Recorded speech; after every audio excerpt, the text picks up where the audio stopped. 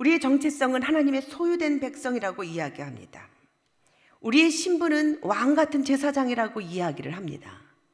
나는 이 땅에 살면서 사람들이 볼 때 돈도 없고 형편없고 실력도 없고 아무것도 없는 것 같은데, 그런데 하나님은 우리를 바라볼 때 왕 같은 제사장이라고 이야기합니다. 왕이고 제사장이에요.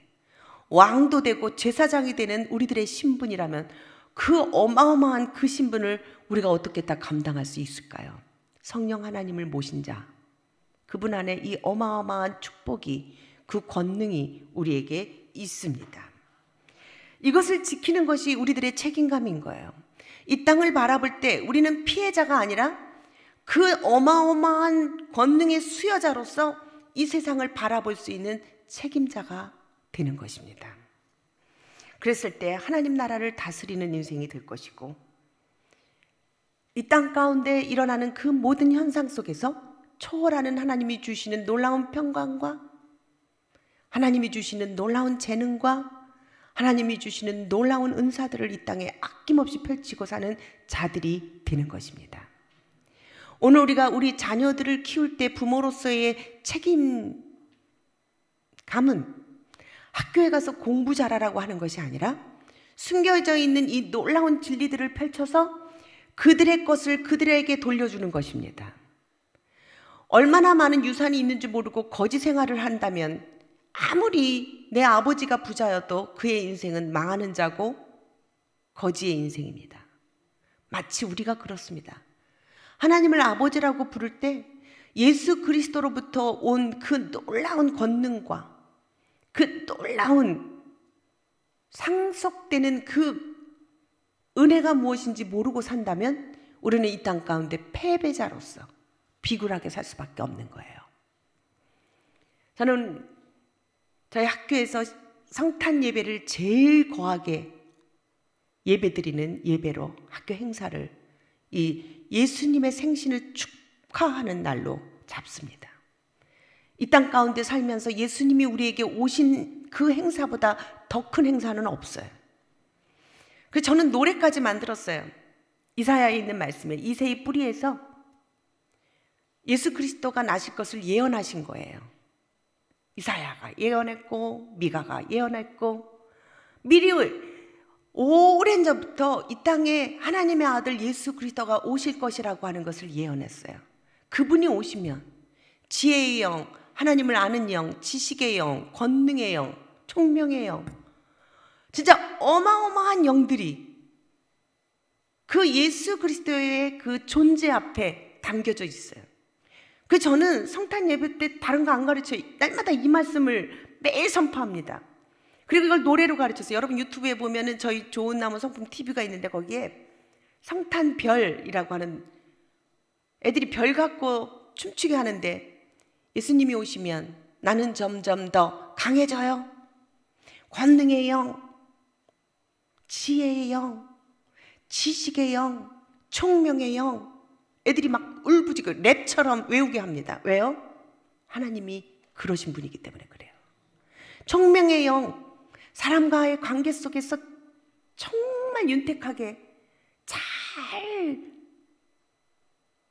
관계를 살려서 그 관계 속에서 영향력을 미치게 하는 그런 지혜가 총명이에요. 지혜의 영, 지식을 하나만 알아도 그것을 나와 다른 사람에게 유익이 되도록 사용하는 능력이에요. 권능의 영, 어려움이 있을 때 다이너마이트 팡 터지면 담이 팍 깨지고 산이 확 무너지듯, 확 무너지듯 우리 인생의 어려움들이 이렇게 돌파하는 영이 예수 그리스도를 통해서 받은 거예요. 그러면 제가 우리 아이들에게 그 얘기를 해요. 우리 아들들에게도 어렸을 때부터 가르쳤어요. 권능의 영 이렇게 많이 있는데 뭐 어떤 거 제일 좋냐고 물으면 우리 아들들이라 그런지 다 권능의 영을 받겠답니다. 다이너마이트가 되고 싶답니다. 그래서 빵빵 터뜨려서 다 어둠의 것들, 악한 것들, 자기 앞길에 방해가 되는 것들을 빵빵 터뜨리면서 이기는 자가 되겠답니다. 어떤 아이는 지혜의 영이 제일 좋대요. 어떤 아이는 하나님을 아는 영, 예수님이 아니시면 하나님을 아는 영이 우리 가운데 없어요. 하나님을 안다는 것이 어마어마한 축복인 거예요. 그런데 우리는 그게 얼마만한 권세와 얼마만한 능력이 되는지를 우리는 안 가르친 거예요. 교회 와서 앉아 있으면서도 시험 볼 때면은 가서 공부해야지 왜 여기 와 있어? 우리는 이중적인 잣대로 아이들을 키웠기 때문에 하나님을 하나의 부속품, 액세서리 같이 여기지, 그분이 바로 권능의 영이시고 내 인생을 앞서가시면서 돌진해 주시는 그 아버지이신 줄을 모르는 거예요. 예수님이 오시면 우리는 정말 똑똑해집니다. 우리는 정말 강해집니다. 세상을 지키는 힘이 거기서부터 오는 건데 우리는 엉뚱한 데서부터 찾는 거예요. 좋은 대학 가고 싶고 좋은 직장 가면 세상을 지킬까요? 아니에요. 저는 너무나 많은 학생들을 만나요. 마음이 이미 꺾이고 마음에 이미 병들어서 와요.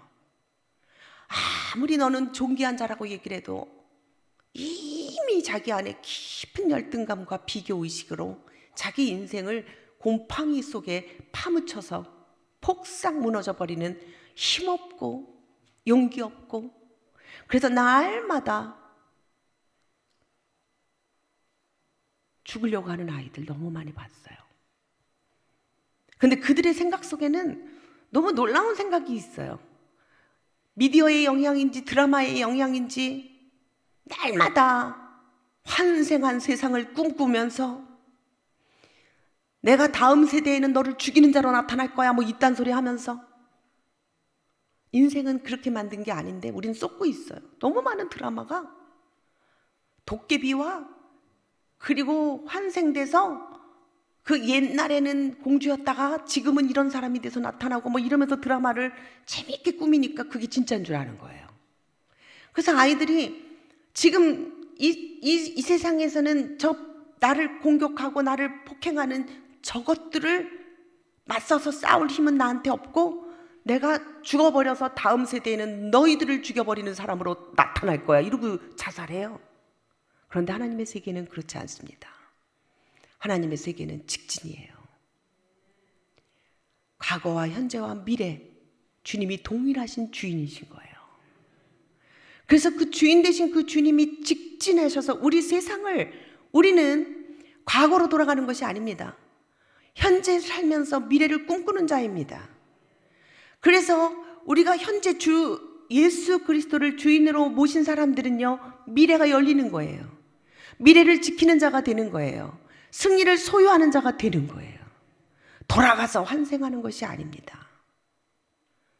하나님의 세계관이 아이들에게 인생관이 될 수 있도록 우리는 가르쳐야 되는 것이죠. 그렇다면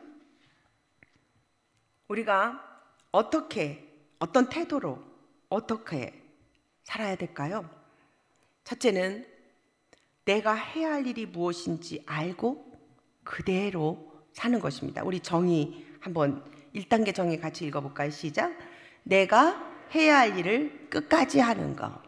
네, 책임감은 내가 해야 할 일을 끝까지 하는 것입니다.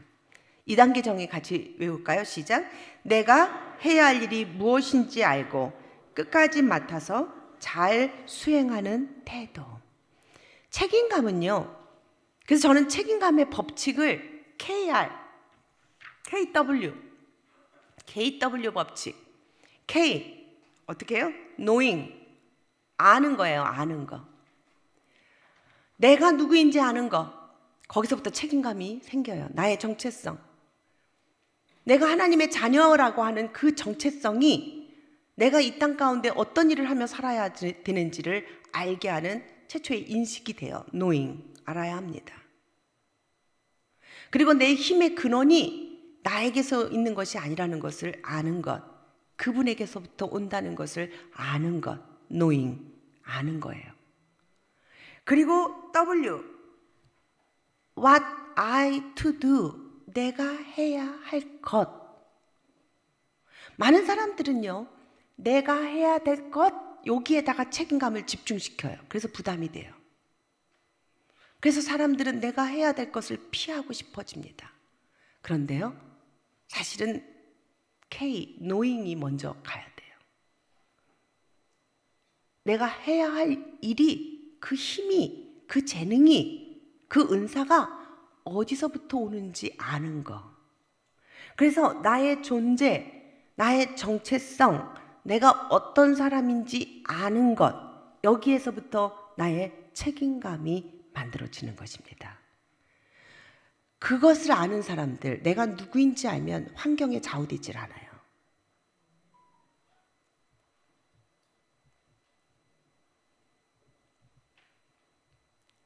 제가 어느 날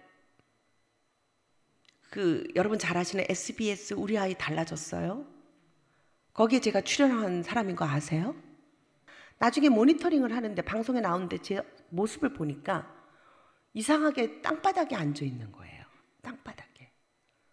이상하다. 내가 왜 바닥에 앉아 있지? 그리고 엄마 아빠들을 소파에 앉혀놓고 제가 바닥에 앉아서 그 솔루션을 펼치는 거예요. 제가 전문가인데 그들과 동등하게 소파에 앉지를 못하고 제가 이상하게 이 바닥에 앉아요? 이상하다. 내가 왜 이랬지? 그다가 제가 MBC 꾸러기 식사교실이라고 하는 곳에 성품 훈계, 이 훈계 전문법 전문생 정말 많은 애들을 꽂혔어요. 거기서도 항상 솔루션을 진행할 때 엄마들을 앉혀놓고 가르칠 때는 나를 보면 엄마들을 소파에 앉혀놓고 나는 바닥에 앉혀놓는 거예요. 바닥에.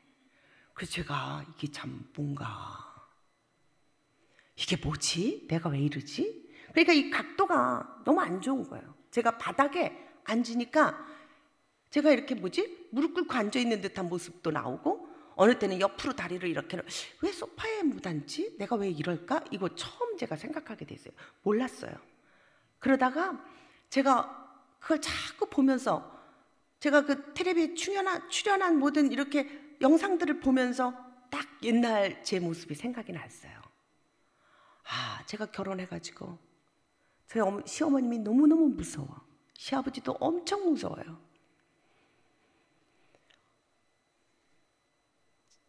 밥을 차렸는데 남편 옆에 앉아가지고 밥을 먹으려고 그랬더니 너는 이따가 먹어라. 시어머니 그러시더라고요. 그리고 나는 왜 그런지 모르고 벌떡 왜 먹지 말라 그러지? 그래서 그냥 세 식구를 먹고 저는 안 먹고 서 있었어요. 저보고 나중에 먹으라니까. 그래서 제가 근데 사실은 그때 저희 시어머님이 편찮으셔서 저희 집은 다 남자니까 저보고 어머니를 좀 도와달라고 했죠. 정말 친정에서는 공부만 했지 일을 못했던 사람인데 진짜 그때 제가 많이 힘들었거든요. 일주일에 한 번씩 군인이었던 저희 남편이 오니까 저는 밥 먹는 것보다 남편 옆에 있는 게 더 좋아서 과일을 깎고도 저는 밥을 못 먹었죠. 그런데 이제 과일 먹을 때 같이 먹으려고 그걸 꺼내서 이렇게 소파에 앉아 계시는 거예요. 세 사람이. 제가 이렇게 내놨더니 그리고 그 남편 옆에 또 딱 제가 앉았죠. 그랬더니 저희 시어머님이 바닥에 앉아라. 근데요, 그때 제가 왜요? 이렇게 물어보지는 못했어요. 그러니까 무서워서 바닥에 앉았어. 근데 그게 저한테 굉장히 큰 상처가 됐나 봐요. 굉장히 큰 상처가 됐나 봐요. 제가 어디에 가서 앉으려고 그러면 소파에 탁 못 앉아. 그냥 바닥에 제가 앉아요. 그래서 제가 저희 남편한테 물어봤어요. 여보, 내가 이 방송에 나온 내 모습을 보다가 내가 왜 이렇게 바닥에 앉나 생각을 했더니 그때 그 사건이 생각났다. 근데 당신 왜 그때 어머니가 넌 이따가 먹어라 그럴 때 당신이 나를 보호해서 왜요 어머니? 이 사람들 애쓰는데 같이 먹죠. 왜 그 말 못했어요? 과일을 깎아서 갖고 왔을 때 너 바닥에 앉아라 그럴 때 아유 어머니 여자가 찬데 앉으면 안 된대요 하고 이렇게 해서 같이 앉지. 그래서 같이 먹지. 왜 그랬어요? 라고 물었어요. 그때 저희 남편이 기가 막힌 말을 해요. 그때 내가 그렇게 했으면 당신은 시집살이 못했어. 그래서 제가 처음에 너무 이게 무슨 소리지? 한참 생각했다가 정신을 차려서 제가 얘기를 했어요. 근데 그런 것도 그때는 몰랐어요. 제가 성품을 하면서 잘 말하는 법을 배운 거예요. 그때는 이 감정에 있는 그때의 그 사건들이 무엇인지 제가 잘 몰랐어요. 왜요? 우리가 그래요. 그런 역할들을 배우지 않았기 때문에. 그런데 제가 성품을 연구하면서 하나님 그분의 존전에서 하나님을 연구하기 시작할 때 제 안에 많은 해답들이 그때 알게 됐던 거예요.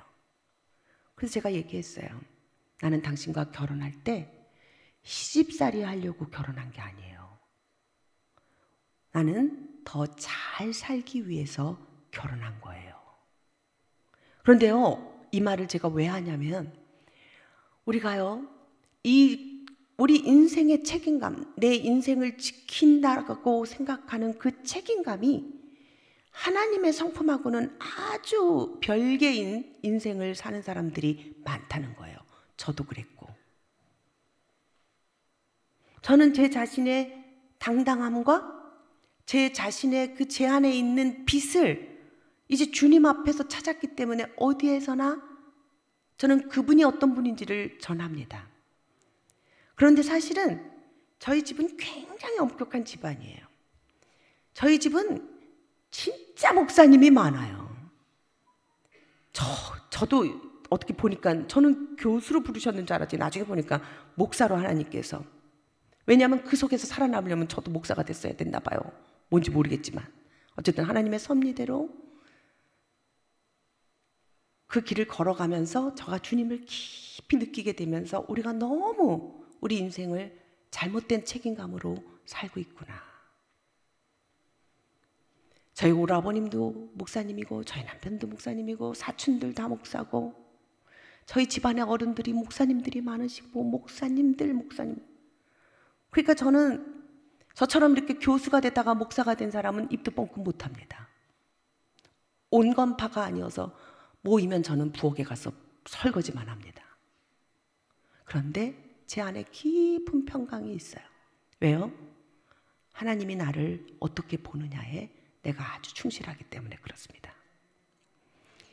책임감은요, 내 인생을 책임지는 것부터 배워야 돼요. 잘못된 시각에서부터 나를 지키는 것부터 배워야 되는 거예요. 전 너무 오랫동안 세상에 있는 그런 문화와 세상에 있는 그런 율례와 세상에 있는 그 절차들 속에서 깊이 눌려 있었다는 것을 깨달았어요.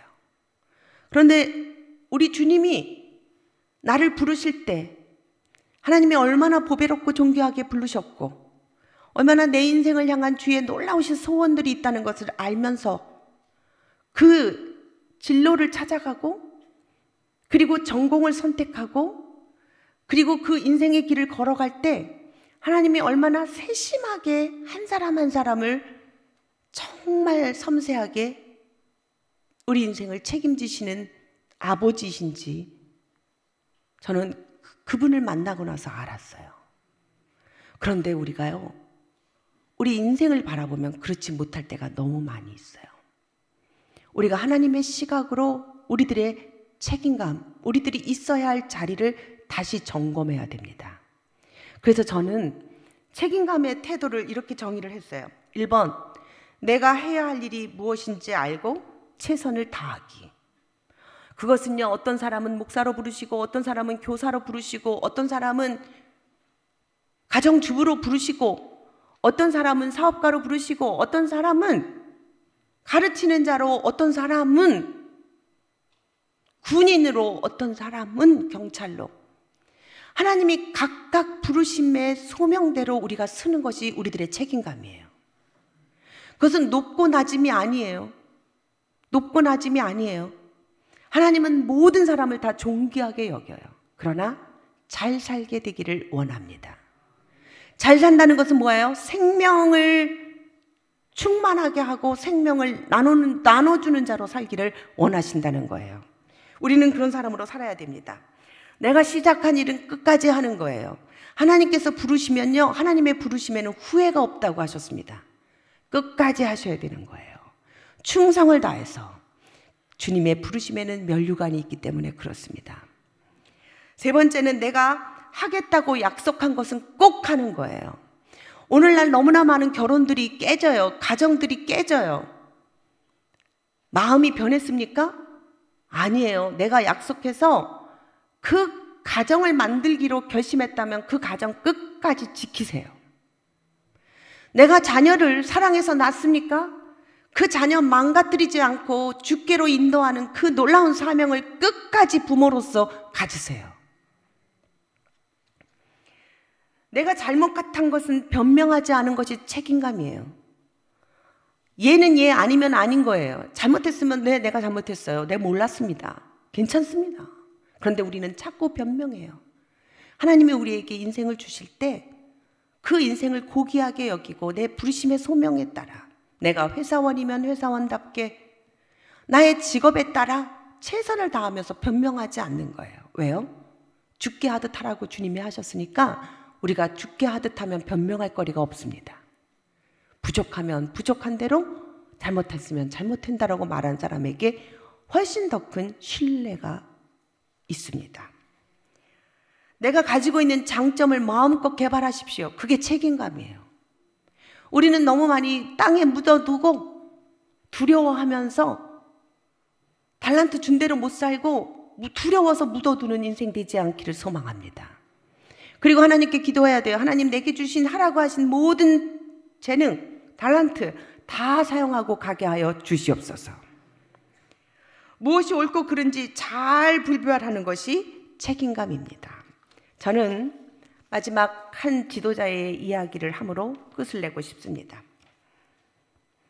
1913년 8월에 스테반슨 캐나다의 탐험가가 11명의 대원과 함께 북극 횡단의 길에 나섰습니다. 빙하를 만나서 배가 부서지자 포기해야 할 상황이었는데, 그러나 스테반슨은 무리한 북극 횡단을 명령했어요. 왜 그랬을까요? 끝까지 해야 된다는 명예감 때문에 그렇습니다. 그 결과 탐험은 성공했는데 다 죽었어요. 11명의 대원이 전원이 사망했습니다. 역사는 그가 탐험에 성공했지만 최악의 리더였다고 평가합니다. 그런데 그로부터 1년 후에 1914년 8월에 어니스트 세클턴이라는 영국의 탐험가가 27명의 대원과 인듀어런스 호를 타고 남극으로 탐험합니다. 거기에서 영하 30도에 그런 많은 어려움들을 겪고 그가 남극 빙벽에 갇혔을 때 그는 27명의 대원들에게 선포합니다. 우리들의 목표는 남극 탐험이 아니다. 무사 횡단이다. 무사 귀환이다. 우리 목표는 한 명도 나고자 없이 다 살아남는 것이다. 그래서 그는 27명을 각각의 역할을 정하고 마음이 다운된 자들을 데려다가 자기 옆에서 힘을 주고 격려하면서 그는 634일 만에 2년 동안 함께 하면서 그들을 다 살려냈습니다. 후세에 많은 사람들이 이야기를 합니다. 그는 탐험에는 실패했지만 27명의 생명을 살린 역사상 가장 위대한 항해였다는 거예요. 여러분, 우리는 지금 인생이라고 하는 항해를 하고 있습니다. 우리는 크든 작든 우리는 우리 가정의 부모라면 지도자고 리더입니다. 교회에 지도자가 있고 리더가 있습니다. 학교에 지도자가 있고 리더가 있고 회사에 지도자가 있고 리더가 있어요. 그러면 우리는 어디를 바라보는 지도자가 되어야 될 것인가? 하나님은 예수 그리스도를 이 땅에 보내주셨어요. 그는 인류의 구원자 되시는 지도자였어요. 그런데 그는 그의 정체성을 깨닫자 대화를 갖다가 제자들에게 발을 씻기는 섬김의 지도자로 자신의 책임감을 시작합니다. 그리고 그는 자기는 비록 십자가에서 죽은 것 같은 비참한 인생으로 마무리한 것 같은 사람들의 오해가 있었지만 아랑곳하지 않고 죽음으로 전 인류를 오고 가는 세대의 모든 인류를 구원하는 메시아로, 구원자로 자신의 책임감을 완성합니다. 그런데 그가 살았던 항해를 바라보면 그는 목표를 향하여 돌진하는 지도자도 아니었고, 누군가를 희생하며 억압하는 지도자도 아니었고, 꺼져가는 등불도 끄지 않고 섬세하게 살피고 섬세하게 돌보고 그들의 아픔과 그들의 욕구를 섬세하게 알아서 각각 맞는 지도를 함으로 그들이 하나님을 알아갈 수 있도록 훌륭한 지도자의 모습을 우리에게 보이셨습니다. 오늘 우리는 어떤 책임자가 될 것입니까? 어떤 지도자가 될 것입니까? 우리 가정을 지키십시오. 우리 일터를 지키십시오. 우리 교회를 지키십시오. 하나님의 나라를 지키십시오. 그것은 목표를 향해서 돌진하는 것이 아니라 함께 거하고 함께 주님이 대하신 그 원리대로 그 방법대로 그들의 생명을 풍성하게 살아날 수 있도록 행복하게 살아갈 수 있도록 지켜내는 부모가 되시고 지도자가 되시고 일터 사역자가 되시고 내가 만약 학생이라면 그런 지도자가 돼서 하나님의 나라를 책임질 놀라운 성품의 사람이 되게 해달라고 기도하시는 저와 여러분이 되시기를 바랍니다. 함께 기도하시겠습니다. 하나님, 우리에게 놀라운 모본을 예수 그리스도를 통해서 보내주신 주님을 찬양합니다. 우리에게 그 책임감의 성품으로 우리를 섬기신 주님을 찬양합니다. 지도자는 강해야 되고 지도자는 목표를 향해서 투철하게 가야 된다라고 하는 그 모양이 아니라 우리와 함께 먹고 마시고 우리와 함께 즐거워하시고 우리와 함께 슬퍼하시고 우리와 함께 머물러 주신 예수 그리스도가 우리가 따라야 할 우리의 리더인 것을 고백합니다. 하나님, 예수 그리스도의 성품을 담게 하옵소서. 그래서 하나님, 우리도 그 가정을 하나님 기쁨으로 섬기게 하여 주시옵소서. 슬퍼하는 자녀들 옆에 묵묵히 서 있는 부모가 되게 하여 주시옵소서. 그들의 마음을 헤아리는 아버지의 지도자가 되게 하여 주시옵소서. 연약한 자를 돌보는 교회의 지도자가 되게 하여 주시옵소서. 하나님의 나라를 진리로 이끌게 하는 하나님 나라의 지도자가 되게 하여 주시옵소서.